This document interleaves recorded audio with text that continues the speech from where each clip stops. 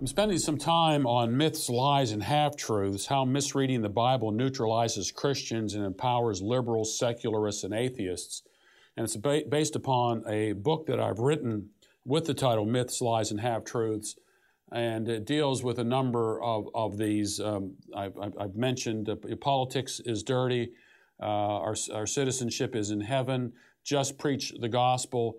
And one of the next ones I want to deal with is you cannot legislate morality. How many times have you heard someone say, well, you just can't legislate morality? And this generally comes from political and social liberals. I've always found it amazing how liberals love to quote the Bible when it seems to benefit them. They will talk about you shall not judge. The Bible says you're not supposed to judge. And isn't it interesting that they can cherry pick from the Bible those things which they think support their cause? And there are a lot of Christians who will say, you're not supposed to judge. Is that across the whole board that we're not supposed to judge?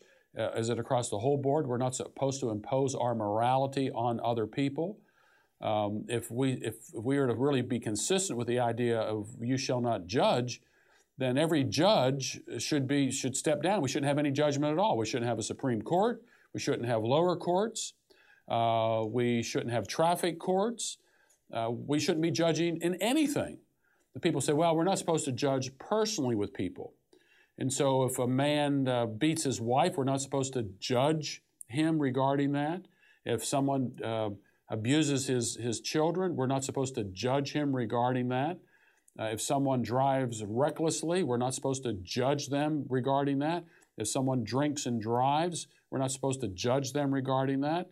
If you go back and look at the passage in Matthew chapter 7, verse 1, there's the verse that follows it. Context is everything.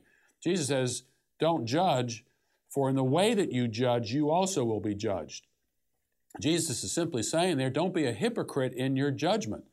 That is, if in the way that you judged, you will be judged in the same way. So the Bible isn't saying don't judge at all. It's saying, as Jesus says in another place, judge with righteous judgment. And that includes judgment at the personal level, that includes judgment at the family level, that includes judgment at the church level, and that certainly includes judgment at the civil level.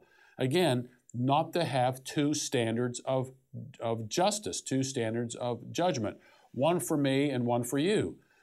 This is why people are so angry with Congress. Congress creates laws, and they exempt themselves from those laws and then impose those laws on other people.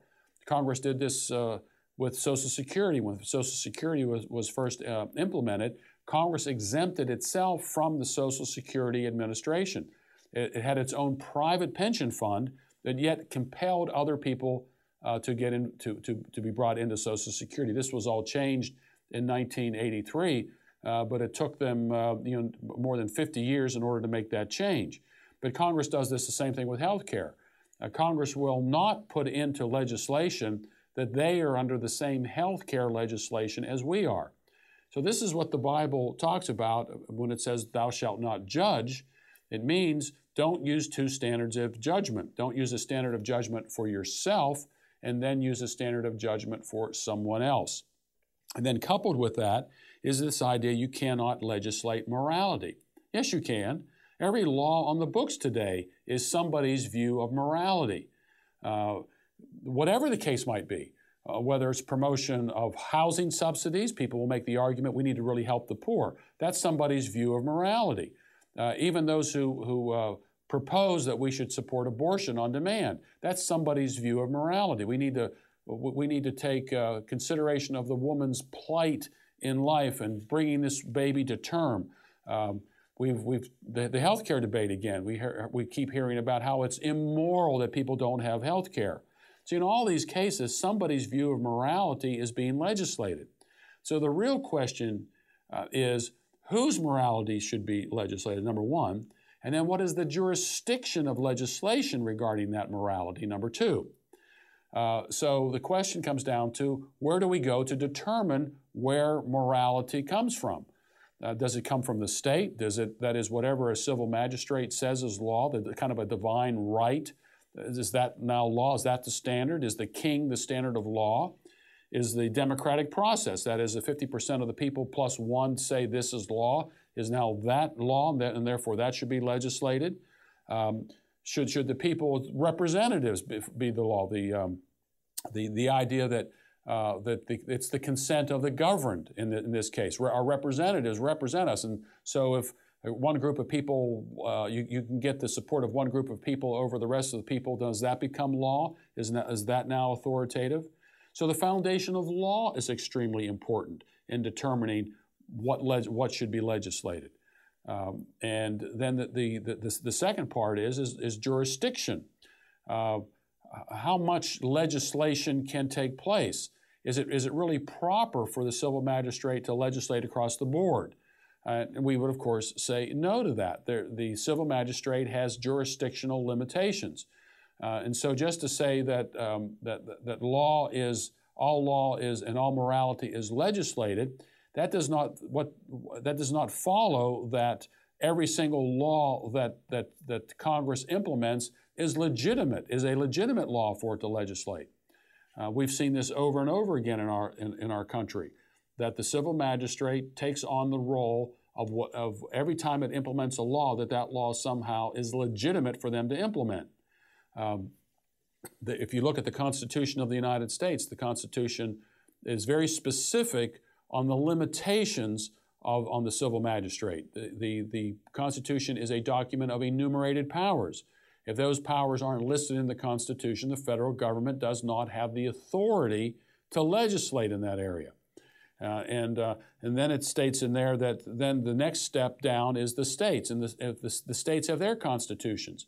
And if the Constitution does not give authority to the state level, then the state government does not have that proper jurisdiction to legislate in that area. And you can go all the way down the list in this. And again, if you look at the Bible on this, the Bible is very specific on what the civil magistrate should be involved in. It only deals with matters that are outward, the criminal activity and what's defined criminally in the Bible. That's the limit of the civil government. Civil government isn't supposed to create laws extracting money from us and force us to retire in terms of Social Security. There's no guarantee of right and authority to use the power of the state to create schools and extract money from one group of citizens and give it to another group of citizens and take over the educational process. There's nothing in the Bible that says this. There's nothing in the Constitution, certainly at the federal level, that says this. And so you can go down a list and determining the limitations on the civil magistrate regarding law, the imposition of morality. But we should never lose sight of the fact that every law is an imposition of somebody's view of morality. There's no escaping it. Morality is an inescapable concept. And when Christians come along and say, we think that there ought to be a law against this type of behavior, and someone says, well, that is religious in nature, and therefore we can't implement a law like that. You'll hear people say, well, I'm personally opposed to abortion, but I don't want to impose my view of morality on other people.